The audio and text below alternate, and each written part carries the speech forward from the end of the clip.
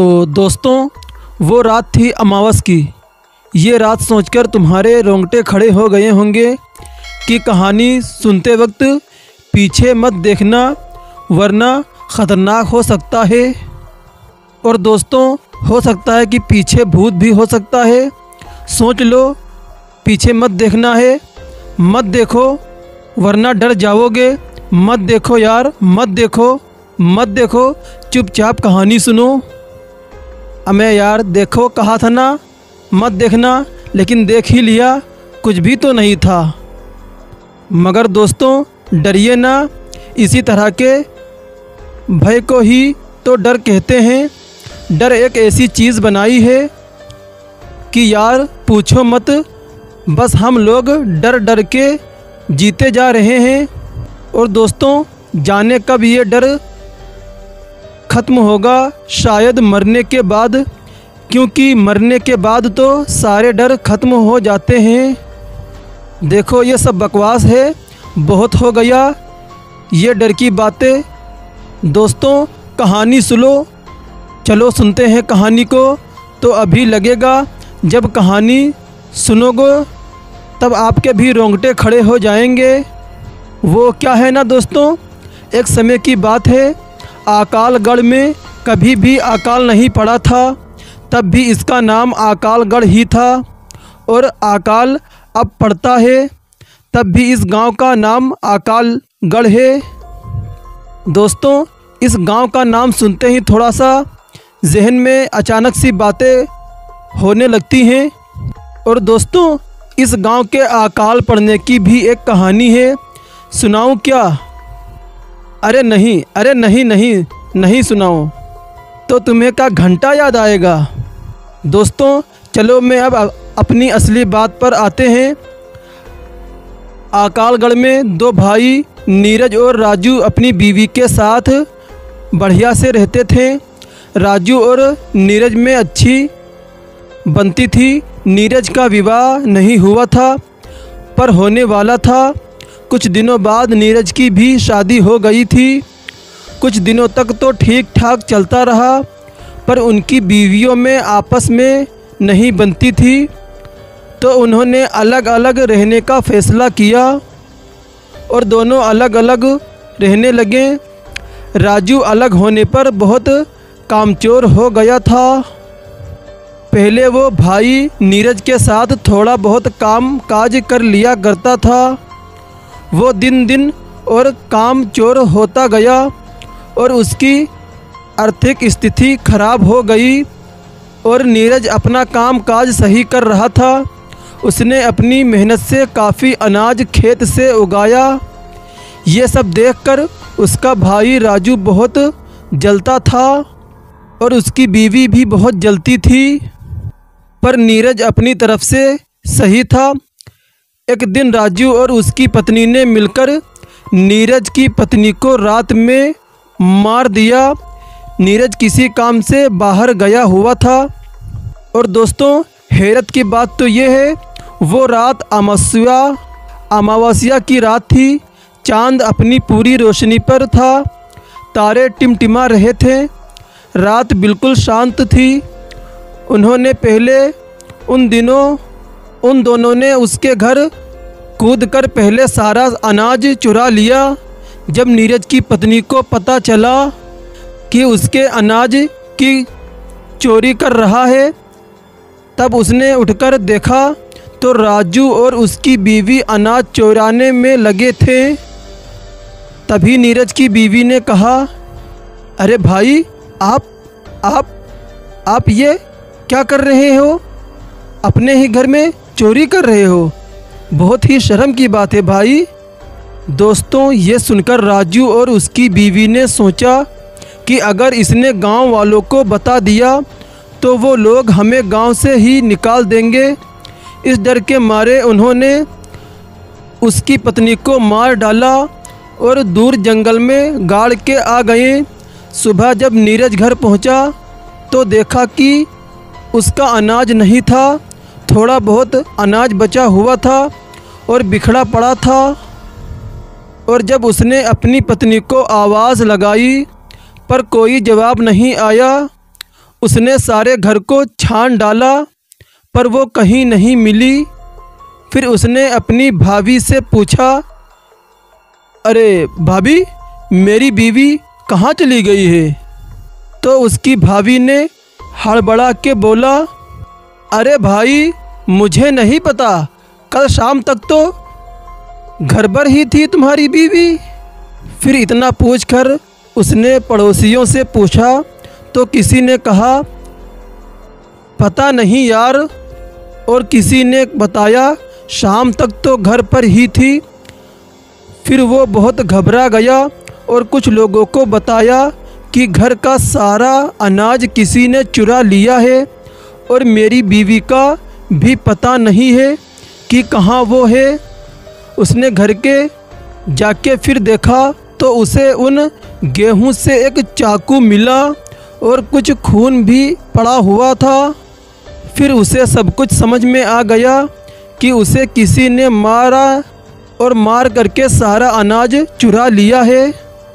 तब उसने अपनी छत पर जाकर देखा तो उसे कुछ अनाज भी गिरा मिला। तो उसे अपने भाई राजू पर शक हुआ, पर नीरज वैसे भी अपने भाई राजू के बहुत इज्जत करता था, इसलिए उसने कुछ कहा नहीं। तब एक दिन राजू ने कहा, अरे भाई, तू यार अकेला मत रहे, हमारे साथ ही आकर रहे और आजा हमारे घर, हम साथ ही रहेंगे। और दोस्तों, वो राजू को मना तो नहीं कर सकता, इसलिए वो उसके साथ, उन लोगों के साथ घर में ही उनके रहने लगा। और गांव के कुछ लोग उसकी बीवी को गंदी औरत कहने लगे और कहते थे कि सारा अनाज लेकर भाग गई, बेचारा नीरज अकेला रह गया, चुड़ैल कहीं की। दोस्तों, ये सब बातें उसे सुनने को मिल रही थी। वो बेचारा क्या करता, अपने भाई को कुछ नहीं कह सकता था। एक दिन की बात है कि गांव के कुछ लोग जंगल से लकड़ी लेने को गए थे। दोस्तों, कहानी में ट्विस्ट यहीं से आता है। वो लोग जंगल लकड़ी को लेने गए थे तो वो लोग लकड़ी काट ही रहे थे, तब उन्हें किसी औरत के रोने की आवाज़ सुनाई दी। तो उन्होंने कहा, अरे इस जंगल में कौन है, कौन रो रहा है, कहीं कोई रास्ता तो नहीं भटक गया है। फिर वो लोग जिधर से आवाज़ आ रही थी उसी तरफ चल दिए। कुछ दूर चलकर उन्होंने देखा कि एक औरत एक पेड़ के नीचे बैठकर रो रही है।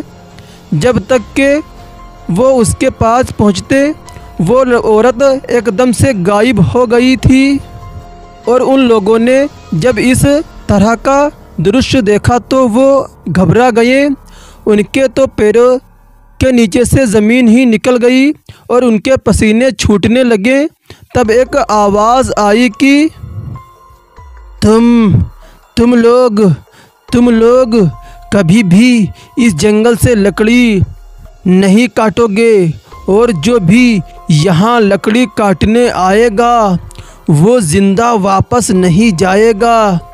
और तुम लोग मुझे चुड़ैल कहते हो ना, तो चुड़ैल ही सही, आज से तुम्हारे गांव में मैं कभी पानी नहीं आने दूंगी, तुम लोग भूखे मरोगे।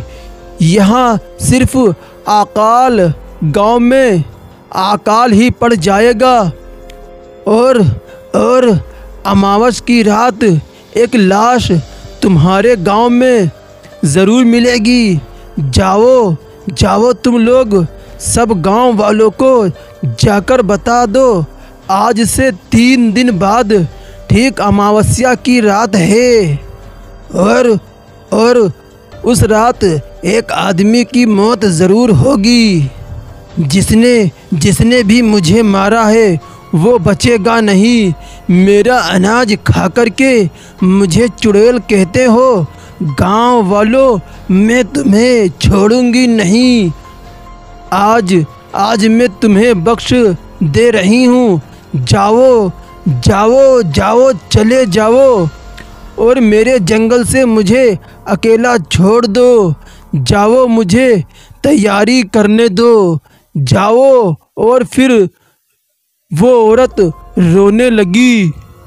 दोस्तों, ये आवाज़ सुनकर वो सब लोग डर गए और उन लोगों ने कहा, अबे अबे अबे ये कैसी आवाज़ थी? कोई औरत रोने का कारण क्यों रो रही थी?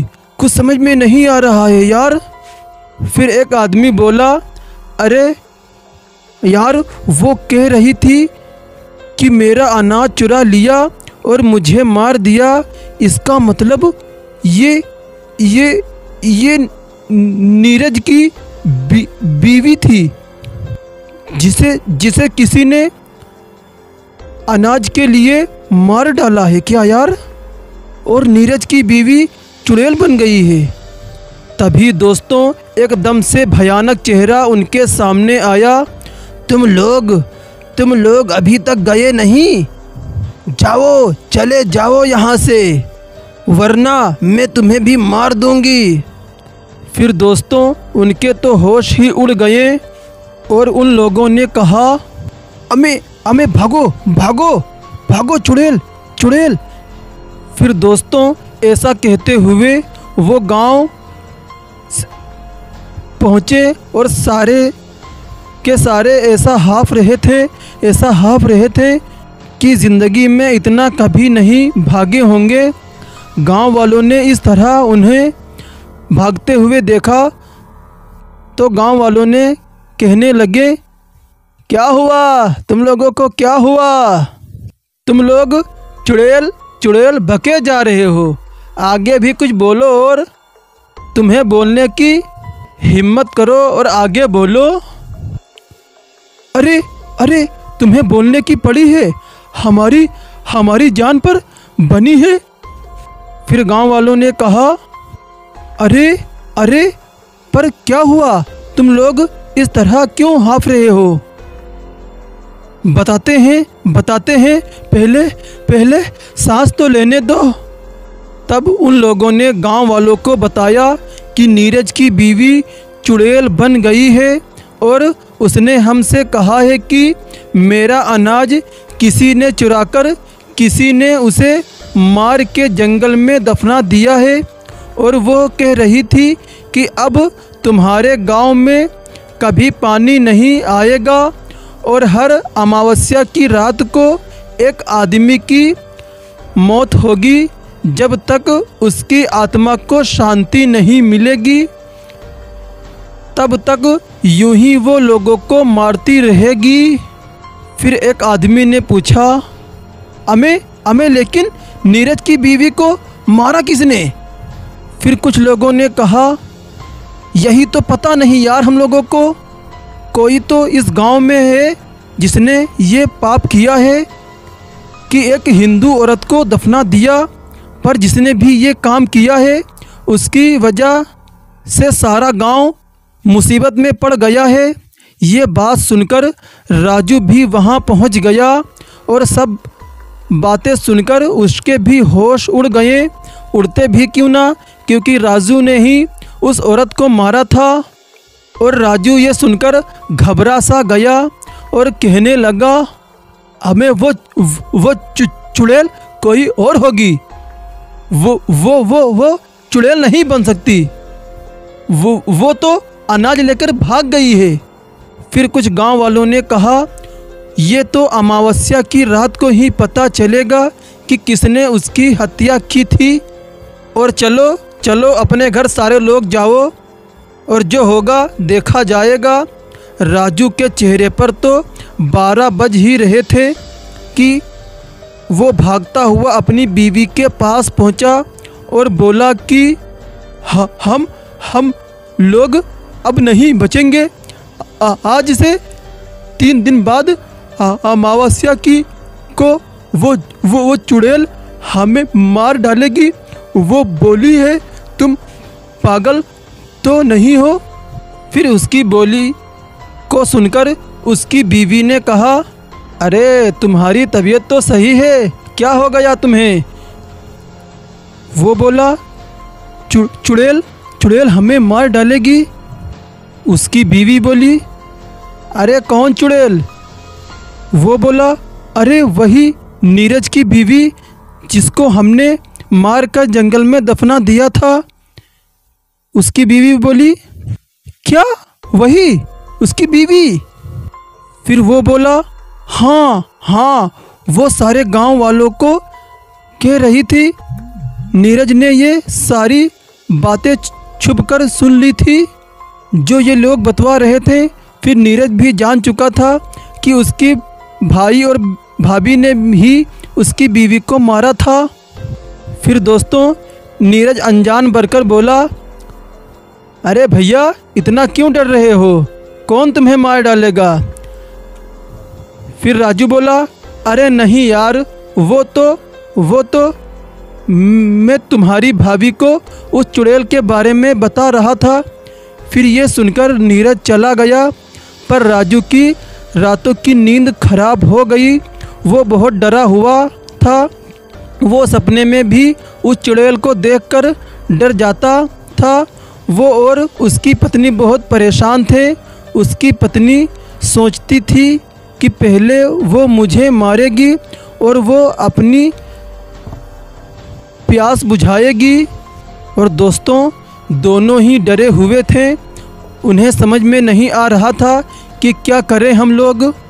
फिर दोस्तों 2 दिन ऐसे ही निकल गए। तीसरे दिन अमावस्या की रात थी। सारा गांव डरा हुआ था। जब लोग यही बात कर रहे थे, हमें यार पता नहीं आज किसकी मौत होगी। शाम होते ही सब लोग दरवाज़ा बंद करके सो गए। रात के 12 बज चुके थे। सारा गांव जाग ही रहा था कि इतने में नीरज तो भी बाहर ही सो रहा था। और गांव वालों को तो उस मनहूस घड़ी का इंतज़ार था। सारे गांव वाले डरे हुए थे। कुत्ते भौंक रहे थे। पता नहीं कौन सी कयामत आने वाली है। फिर दोस्तों अचानक ही किसी औरत की रोने की आवाज़ सुनाई देने लगी। फिर सारे लोग डर गए। वो समझ गए कि वो चुड़ैल आ चुकी है। फिर दोस्तों नीरज ने देखा कि एक औरत रोते हुए उसकी ओर आ रही है। बाल बिखरे हुए हैं। चेहरे पर चांदनी रात में उसकी आंखें चमक रही थी। वो पहले तो डरा। नीरज पहले तो डरा। वो उसके पास आकर बोली, तुमने मेरी खबर तक नहीं ली कि मैं कहाँ चली गई हूँ। और तुम भी इन गांव वालों की बातों पर आ गए। मुझे उल्टा सीधा कह रहे, गलत कह रहे। और तुम्हें तो पता है जब तुम उस दिन बाहर चले गए थे, उस दिन इन लोगों ने मुझे मार कर सारा अनाज चुरा लिया था। फिर वो बोला, हाँ मैं जानता हूँ कि कुछ तो ज़रूर हुआ था, पर तुम्हें इस हालत में मैंने कभी सोचा भी नहीं था। और तुम मेरे भाई को मारने के लिए यहाँ आई हो। जाओ, लौट जाओ, सब कुछ पहले की तरह ठीक हो जाएगा। फिर उसकी बात सुनकर वो चिल्लाई, नहीं, तुम्हें तो मेरे साथ होना चाहिए था। तुम भी इन गांव वालों की तरह बन गए हो। और क्या खाक ठीक हो जाएगा? अब मैं इस गांव को बर्बाद कर दूंगी। और तुम्हें क्या लगता है कि मैं तुम्हारे कहने पर तुम्हारे भाई को छोड़ दूंगी? नहीं, मैं इस दिन के लिए कितना रोई हूँ तुम्हें पता नहीं, और कितना तड़पी हूँ तुम्हें पता नहीं। और मैं तुम्हारे भाई को छोड़ने वाली नहीं। उन दोनों ने मुझे मारा था। मैं उन दोनों में से एक की मौत आज ज़रूर लेके रहूँगी। मैं उन दोनों में से किसी को आज ज़रूर मारूंगी। फिर नीरज बोला, नहीं, तुम ऐसा नहीं कर सकती। तुम मेरे बीच में मत आओ, तुम ऐसा नहीं कर सकती। फिर वो चुड़ैल बोली, तुम हट जाओ, मैं भूल जाऊंगी कि तुम मेरे पति हो, हट जाओ। फिर दोस्तों उसने उसे रोकने की कोशिश की। उसने नीरज को ऐसा धक्का मारा, नीरज हवा में उड़ता हुआ ज़मीन पर आ गिरा और वो बेहोश हो गया। और दोस्तों ये सब सारा मंजर राजू की बीवी गेट के छेद से देख ही रही थी कि बाहर क्या चल रहा है। दोस्तों इसके आगे की कहानी हम डालेंगे इसके अगले पार्ट में। और कहानी कैसी लगी प्लीज़ कमेंट करके ज़रूर बताएं। दोस्तों यार आप लोगों के लिए मैं बहुत मेहनत करता हूँ, प्लीज़ मेरी मेहनत को देखें और कहानी को लाइक करें, फॉलो करें और ज़्यादा से ज़्यादा शेयर करें और हमारे चैनल को सब्सक्राइब करें।